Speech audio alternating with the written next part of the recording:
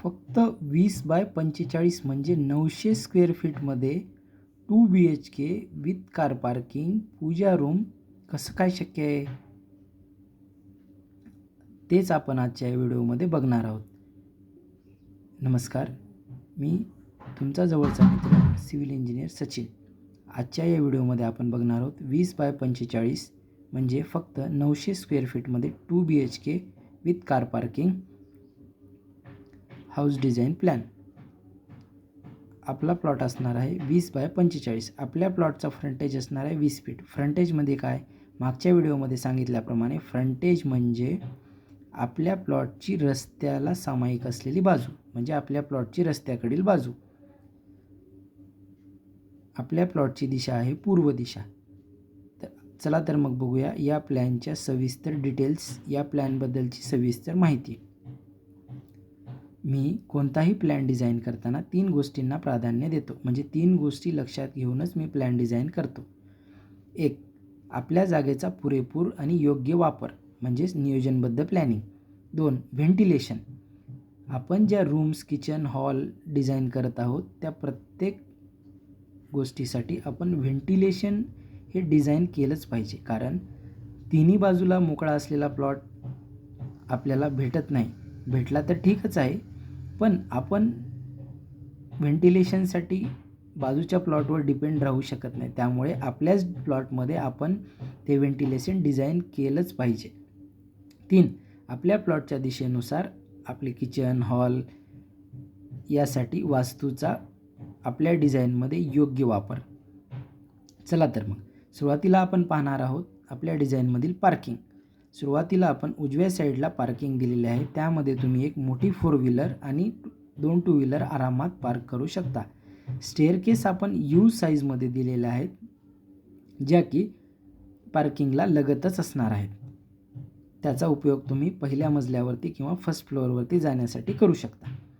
पार्किंगमधनं समोर आल्यानंतर आपण डिझाईन केलेला आहे हॉल. हॉलच्या लगतच आपण डिझाईन केलेली आहे पूजा रूम. म्हणजे पूजा रूम हॉलला लगतच असल्यामुळे हॉलमध्ये प्रसन्न, शांत एकदम वातावरण आपल्याला भेटतं. हॉलच्या समोरच आपण डिझाईन केलेलं आहे एल शेपमध्ये किचन. किचन हे आपलं स्टँडर्ड साईजमध्ये असणार आहे. किचनच्या शेजारी आपण समोर आल्यानंतर आपल्याला भेटणार आहे पूजा रूम आणि डाव्या बाजूला भेटणार आहे आपल्याला कॉमन वॉशरूम, जे की हॉलसाठी तुम्ही यूज करू शकता. म्हणजेच हॉलमध्ये बसलेल्या व्यक्तींसाठी त्याचा उपयोग तुम्ही करू शकता. तिथून पुढे आपण डिझाईन केलेला आहे bedroom 1 with attach toilet washroom. त्याच्याच पूजा रूमच्या दुसऱ्या बाजूला आपण डिझाईन केलं आहे bedroom number 2 with toilet washroom attach. तर असा असणार आहे आजचा आपला फक्त 900 स्क्वेअर फीटमध्ये 2 BHK विथ कार पार्किंग. तर व्हेंटिलेशनची डिझाईन आपण या प्लॅनमध्ये कशी केली आहे ते आपण आज बघणार आहोत. तर किचनला आपण एक मोठी विंडो दिलेली आहे, जी की स्टेअरकेस किंवा पार्किंगमध्ये ओपन होईल, ज्याच्या थ्रू किचनमध्ये दिवसभर खेळती हवा, भरपूर प्रमाणात सूर्यप्रकाश आपल्याला भेटणार आहे. हॉलला पण आपण एक मोठी विंडो दिलेली आहे, जी की पार्किंगमध्ये ओपन होणार आहे.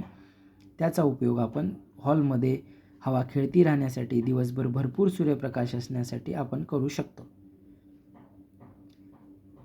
बेडरूम नंबर 1 वॉशरूम आणि कॉमन वॉशरूम या दोन्हीच्या मध्ये आपण एक OTS डिझाईन केलेला आहे. तर OTS म्हणजे काय अनेकांना माहीत नसेल, तर आज मी तुम्हाला समजावून सांगतो. OTS म्हणजे ओपन टू स्काय. बिल्डिंगमध्ये प्रत्येक फ्लोअरला एक मोकळी जागा असते, त्याच्या थ्रू आपण खेळती हवा, दिवसभर सूर्यप्रकाश घेत असतो. त्या जागेला आपण OTS म्हणतो. ती जागा प्रत्येक फ्लोअरला ओपन असते, जी की टेरेसवरनं आपल्याला आरामात दिसते. तर बेडरूम आणि कॉमन वॉशरूममध्ये आपण एक मोठा OTS दिलेला आहे.